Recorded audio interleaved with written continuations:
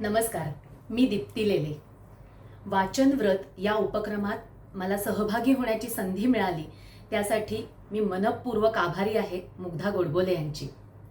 वाचन व्रत या उपक्रमात आज मी वाचून दाखवणार आहे डॉक्टर अरुणा ढेरे यांच्या शाश्वताची शिदोरी या लेखसंग्रहातील एक लेख. डॉक्टर अरुणा ढेरे या माझ्या अत्यंत आवडत्या लेखिका आहेत. कथा, कादंबरी, कविता, लोकसाहित्य, बालसाहित्य, समीक्षा, संशोधन, अनुवाद इतका मोठा व्यासंग लाभलेल्या शब्दप्रभू असं ज्यांना आपण म्हणू शकतो अशा डॉक्टर अरुणा ढेरे यांच्या शाश्वताची शिदोरी या लेखसंग्रहातील हा लेख मी वाचून दाखवते. त्याचं नाव आहे मनातलं आभाळ. आपल्या लहानपणच्या आठवणी फार ऐंद्रिय स्वरूपाच्या असतात असं मला वाटतं. काही डोळ्यांच्या, काही कानांच्या, काही जिभेच्या, काही नाकाच्या आणि काही बोटांच्या, हातांच्या, त्वचेच्या. खरपूस भाजलेल्या मातीचा वास, लाल भडक जास्वंदीचं फूल, ओल्या हरळीवर टेकलेली पावलं, कोरांटीच्या तळातला मध, वाळलेल्या पानांच्या चुरमडीचा आवाज. त्या आठवणी अशा वासांच्या, नादांच्या, रंगांच्या असतात, स्पर्शाच्या आणि चवींच्या असतात. वाढत्या वयाचं सारं निबरपण आणि परिस्थितीचं सगळं रुचिहीन बेरंगपण ओलांडून तुमच्या स्मरणाच्या मुळाशी अगदी ताजेपणानं उमळून येण्याचं सामर्थ्य त्यांच्या सहज साधेपणात असतं. मग रसरसत्या क्षणांची गोष्ट तर सांगायलाच नको. माझ्या लहानपणच्या आठवणीत इथून तिथून भरून पसरलेलं आभाळ आहे. मोठ्या वाड्यातलं आमचं घर, मागे पुढे अंगण, 4 घरच्या आई वहिन्या आणि 10 घरच्या पोरीसोरी मिळून छान सारवलेलं अंगण. उन्हाळ्यात रात्री अंगणात अंथरुणं पांघरुणं पडायची. तमाम पोरांचा मनमुक्त गोंधळ अगदी उशिरापर्यंत चाले. केव्हा तरी कुणीतरी मोठं माणूस रागवलं की हळूहळू येऊन आम्ही अंथरुणावर पडत असू.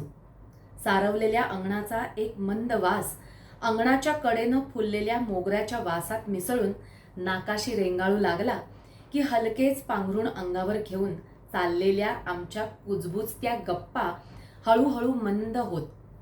अशा वेळी झोप कुठे पळून गेलेली असे कोण जाणे. मग मुकाट पडून टक्क उघड्या डोळ्यांनी मी अंगावर पसरलेलं भलं मोठं नक्षत्र जडीचं आभाळ पाहत बसे. चांदण्यांचा खच पडलेली ती स्वर्गंगा, ती कुठली कुठली नक्षत्र, ते कुठलेसे ग्रहतारे. दृष्टी त्या शुभ्र ठिपक्यांमध्ये गुंतून पडायची. कितीकदा बालकवींची ती गोड कविता, ते तारकांचे गाणे मी मनातल्या मनात हळुवार म्हणत राहायची. कुणी नाही ग कुणी नाही आम्हाला पाहत बाई, शांती दाटली चहूकडे, या ग आता पुढे पुढे. रात्री कधीतरी डोळे आपोआप मिटून गेले तरी रंगीत स्वप्नांमध्ये खूप खूप वेळा मी नक्षत्रच पाहिली आहेत. भल्या पहाटे उठून शुक्राचा ठळक तारा पाहायला मला फार आवडायचं. एरवी मुळीच लवकर न उठणारी मी, पण भल्या पहाटे अण्णांनी हाक मारली की उठून त्यांच्याबरोबर बाहेर पडायची. रस्त्यांवर तुरळक वर्दळ असायची, पण एरवीची गजबज एकदम मिटलेली आणि वर लखलखीत शुक्राचा तारा. पुढे कधीतरी खूप मोठेपणी जेव्हा खानोलकरांची कविता प्रथम भेटली तेव्हा मी अगदी थरारून गेले होते. त्यांची प्रारंभ ही कविता माझी फार आवडती. ती वाचत असताना दिसावा दिशांच्या मध्ये देवतारा, असा हट्ट घेता लवे पापणी, या ओळी वाचल्या आणि सर्पकन तो फार फार पूर्वी जीव भरून पाहिलेला शुक्र माझ्या मनात फिरून लखलखला. पावसाळ्याची चाहूल लागली की आमचं अंगणात झोपणं बंद व्हायचं आणि घराच्या जाळीदार कठड्याच्या बाल्कनीत आमचा रात्रीचा बिस्तरा पसरला जायचा. आभाळात भले थोरले ढग फिरताना दिसायचे. त्या ढगांमधले आकार शोधून एकमेकांना दाखवणं हा मग आम्हा भावंडांचा आवडता खेळ बनायचा. मोठे होऊन शाळेच्या वरच्या वर्गात गेले तेव्हा माझी एक मैत्रीण स्पर्धांमध्ये भाग घेताना बाळ कोल्हटकरांची एक कविता नेहमी म्हणायची, अंगणात पडल्या पडल्या मेघांच्या रांगा दिसल्या, किती राक्षस हत्ती घोडे बाल्यात कल्पना सरल्या, ते रम्य बालपण गेले परी मेघ नभातच उरले, जरी इथे न दिसली ताई ते मेघ उरातच फुटले. आणखी मग असंच काहीतरी. पण तिनं म्हटलेल्या या ओळींना माझ्या अनुभवांचा असा काही तरल शुभ्र स्पर्श होता की ऐकताना घशात आवंढा येऊन दुखायचं. मी जपानला गेले. अपरिचित प्रदेश, अपरिचित वातावरण, अनोळखी चेहरे आणि भाषाही अगम्य. शिवाय जे शिकत होते ते माध्यमही तसं बरंचसं अनोळखी आणि नव्या नवलाईचं. हळूहळू महिन्याभराच्या सहवासानं मी थोडी रुळले. अनोळखीपणाचीही सवय झाली. प्रदेश थोडा दृष्टीखालचा झाला. चेहऱ्यांवरच्या खुणा लक्षात राहू लागल्या आणि थोडी माणसंही जवळ आली. स्मित ओळखीची झाली. हस्तांदोलनात ऊब आली आणि निसर्गाचं देखणेपण मनाला उत्तेजित करू लागलं. तरी सुद्धा कधीतरी घराची फार आठवण यायची. एकदम लखकन मध्येच निसंदर्भपणे काही बाही नजरेसमोर यायचं. घराजवळच्या रस्त्याचं वळण, पुढच्या गल्लीतलं एखादं दुकान, आपलं नेहमीचं पांघरुण, काहीही. माझा चेहरा हरवलेला दिसत असणार बहुधा. तिथले नवे मित्र मला चिडवत, काहीतरी थट्टा करून मला जागेवर आणत. मी परत यायला 4 दिवस उरले असताना त्यांनी माझ्या हातात एक अल्बम ठेवला.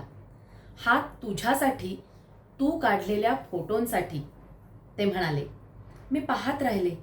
नाजूक पिवळा रंग, वर फिकी गुलाबी छटा असलेलं आभाळ, खाली थोडी हिरवळ, 4-2 घरं आणि आभाळात उंच तरंगणारे फुगे. आभाळाच्या एका कोपऱ्यात लहानशा 4 ओळी होत्या. It's the young live season. I sometimes remember my country. Then a balloon hang in the air, high up in the sky. मी अगदी मनापासून हलून गेले. खूप लहान असताना मला पतंग उडवायला शिकायची भारी हौस होती. आमच्या ओळखीचा एक मुलगा माझ्यापेक्षा थोडा मोठा मला पतंग उडवायला घेऊन जाई. पण दोरी धरून खेचण्यापेक्षा तो लाल पिवळा हलता चौकोन उंच लहरत जाताना पाहूनच पोटात काहीतरी होत राहायचं. खांद्याला पंख फुटतायत असं वाटायचं. जमिनीवरून पाय सुटण्याची थोडी थरथरही त्यात असायची. तो सगळा हुरहुरता अनुभव त्या अल्बमवरच्या 4 ओळींनी मला पुन्हा एकदा दिला. ते पिवळं गुलाबी आभाळ माझ्याजवळ अजून आहे. त्यावेळी त्या आभाळात माझ्या मातीवरच्या अवकाशाची आठवण फुग्यांसारखी तरंगत होती. आता त्या दूर जपानच्या निसर्गाची, तिथल्या माझ्या हसऱ्या मित्रांची, त्यांच्या डोळ्यातल्या उत्साही सौजन्याची आठवण तरंगत राहते. त्याच त्या 4 ओळी, त्यातला एक शब्द मी बदलते. नव्या नवेल्या पालवीचा हा ऋतू, मला आठवण येते तुमच्या देशाची. फुगे तरंगत जातात हवेत उंच, आभाळात खूप खूप उंच.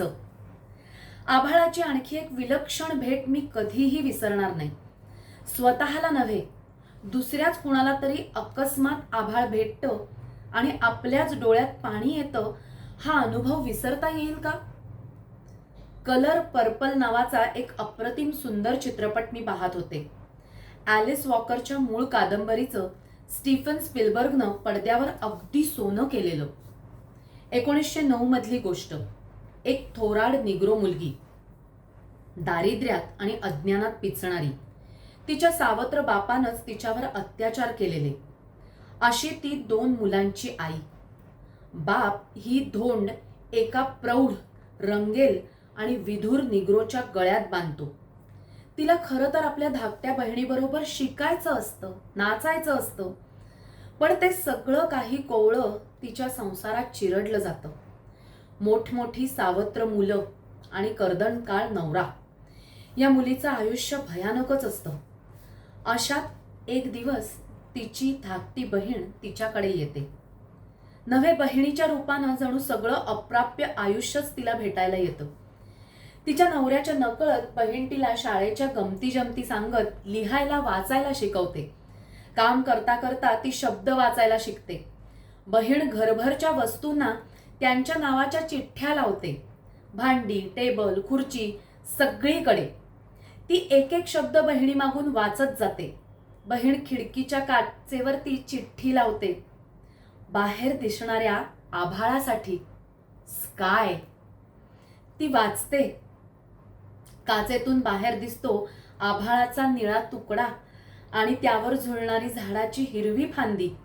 बहीण आभाळाकडे बोट दाखवून उच्चारते, स्काय. ती थरारून जाते. तिचं तोंड भरून आनंद पसरतो. ती पुन्हा एकदा आपले जाड ओठ हलवते आणि म्हणते, स्काय. इतक्यात बाहेरून येणाऱ्या तिच्या नवऱ्याची सावली तावदानावर पडते आणि ते निळं आभाळ मिटून जातं. तिचा आनंदानं भरलेला चेहरा हळूहळू भीतीनं आणि दुःखानं पिळवटून जातो. बहीण थक्क. आपल्या मोठ्या बहिणीचं ते यातनामय आयुष्य पाहताना दुःखानं चकित झालेली आणि नवरा दरवाजात येऊन उभा. पुरुषी अहंकार, उग्रता आणि रासवटपणाचा तिरस्कार वाटण्याजोगा दर्प त्याच्या आकृतीत भरून राहिलेला. बिचारं ते चतकोर आभाळ कुठे हरवून जातं कोण जाणे. पण त्या निग्रो मुलीचं काम करणाऱ्या वोपी गोल्डबर्गचा तो आनंदानं ओथंबलेला भाबडा थोराड चेहरा आणि ते तावदाना पलीकडचं अपूर्व निळं आभाळ, ती क्षणभराची करुण सुंदर भेट माझ्या मनात कायम राहून गेलेली आहे. आभाळ अगदी मधुरपणे त्याच्या प्रचंडपणासकट माझ्या मनात उतरल्याची आणखीही एक आठवण माझ्याकडे आहे. तेव्हा आम्ही अण्णांच्या आजोळगावी निगड्याला निघालो होतो. वडगावपासून 9-10 मैलांवरती निगडो. पण तिथवर जायला तेव्हा एसटी बस नव्हती. आम्ही पुण्याहून दुपारी निघालो आणि दिवस कलताना वडगावला पोचलो. तिथे जेवलो, थोडं थांबलो आणि मग रात्री 9:30-10ला आमच्यासाठी बैलगाड्या जुंपून तयार झाल्या. कच्च्या मातीची, दगडधोंड्यांची ती अनोळखी वाट. रात्रीचा गार अंधार हवेत भरून राहिलेला.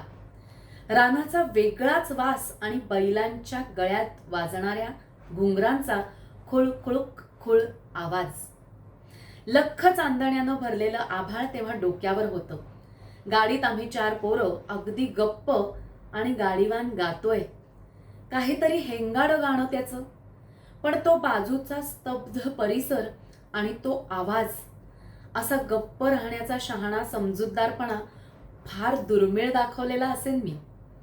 वाटत राहिलं मन एवढं मोठं हवं की हे इथून तिथपर्यंतचं आभाळ आत अख्खं मावायला हवं. आज कळतं मला की लहानपणचं ते माझं वाटणं अगदी बालिश, कल्पनारम्य आणि वेडं वाटणं होतं. पण अगदी परवा मी काही संदर्भासाठी कालिदासाचं ऋतुसंहार चाळत होते. त्यात शरदाच्या रात्रीचं वर्णन कालिदासानं इतकं सुंदर केलं आहे की अंगावर सुखाचा अक्षरशः काटा फुलावा. आणि मग माझ्या मनात आलं की वेगळ्या अर्थानं फार थोर माणसांच्या मनात हे आभाळ अख्खच्या अख्खं मावतं सुद्धा. प्रतिभावंतांची आणि महापुरुषांची मनं ही आभाळ मनच तर असतात. जगाच्या सुखदुःखांना सामावून घेणारी, करुणेच्या क्षितिजापर्यंत पसरलेली, मूल्यनिष्ठांनी झगमगणारी मनं. खरोखरच प्रतिभावंतांचं आणि प्रेषितांचं आभाळाशी घट्ट नातं आहे. महम्मद पैगंबरानं आत्मज्ञानाचा पहिला आवाज चांदण्या रात्री विस्तीर्ण वाळवंटात आभाळाच्या घुमटाखाली बसलेला असताना ऐकला. नानक उभे राहिले मध्यरात्री गळाभर पाण्यात आणि आभाळाच्या पोकळीतून त्यांच्या मनात नव्या चैतन्यमय जीवनधर्माची ज्योत शिरली. येशूच्या जन्माशीच आभाळातल्या अद्भुत ताऱ्याचं नातं आहे. या साऱ्या प्रेषितांनी आणि महापुरुषांनी मातीच्या माणसाला आभाळा एवढं मोठं करण्यासाठी आयुष्य वेचलं. बुद्ध असो की महावीर, ज्ञानेश्वर असोत की तुकाराम, गांधी असोत की विनोबा, या महात्म्यांनी सामान्य माणसाच्या मलिन आयुष्याला आभाळाचा उदात्त स्पर्श घडवण्यासाठी आकांत मांडला. ही माणसं वेडी नव्हती. माणसाचं नातं जसं मातीशी आहे तसं आभाळाशीही आहे हे त्यांना ठाऊक होतं. धर्म, राष्ट्र, वंश, वर्ण यांच्या दुहीत सापडलेल्या आपल्या नैसर्गिक शक्ती हरवून बसलेल्या माणसाला स्वतःच्या सुखासमाधानाची वाट सापडेनाशी झाली आहे हेही त्यांनी ओळखलं होतं. म्हणून त्यांनी स्वतःच्या स्वच्छ शब्दात आभाळाचं बिंब धरलं. त्यांच्या गप्पा गोष्टीत सृष्टीचं रहस्य खुलं झालं. अवघी मानवजात त्या दिव्यांच्या प्रकाशातच इथवरची वाट चालून आली आहे. प्रेषितांना सहजपणे ज्या आभाळाला स्पर्श करता आला, ज्याला मातीसाठी झुकवता आलं, ते आभाळ कलावंतांना सदैव खुणावत आलं. त्या स्पर्शापलीकडच्या, कवेपलीकडच्या असीमाचे वेध प्रत्येक श्रेष्ठ कलावंताला युगानुयुग लागत राहिले. कोर बिलोरी तुझ्या कपाळी, शिरी मोत्यांची जाळी ग, तुझ्या लोचनी मुक्तात्म्यांची शाश्वत नित्य दिवाळी ग.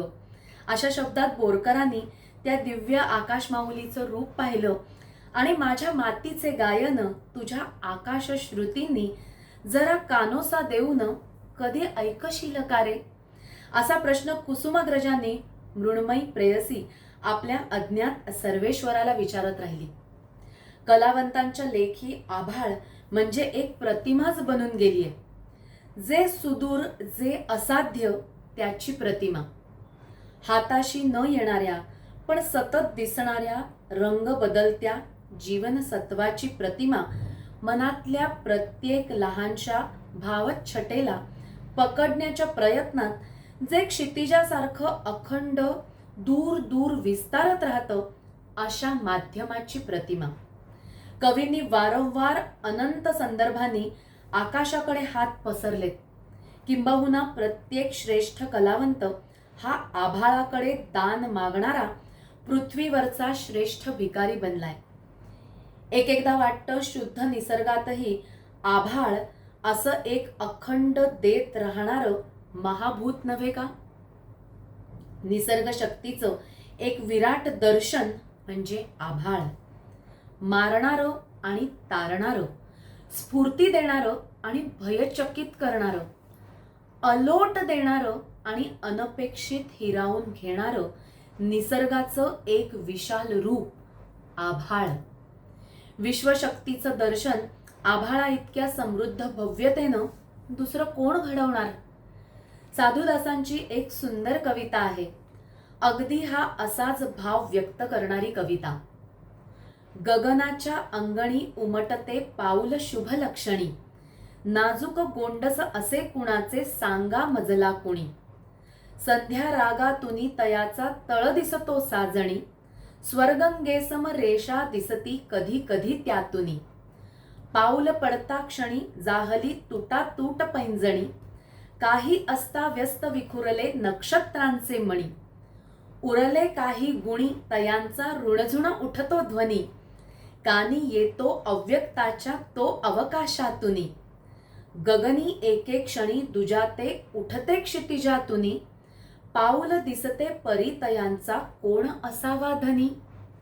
सृष्टीतली ऊर्जा, विश्वातलं चैतन्य, कुणी त्याला आध्यात्मिक भाषेत परमेश्वर म्हटलं तर कुणी शास्त्रीय भाषेत कॉस्मिक पॉवर म्हटलं. त्या शक्तीचं अवतरण आभाळात होताना प्राचीन आर्यांनी पाहिलं होतं.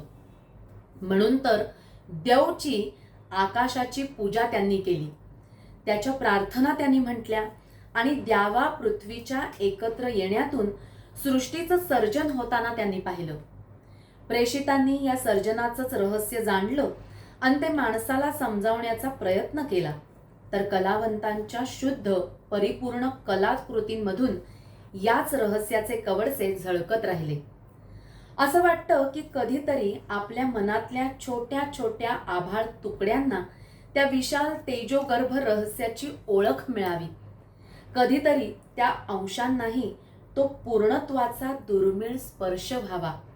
कधीतरी असं होईल अशी मला आशा आहे. धन्यवाद.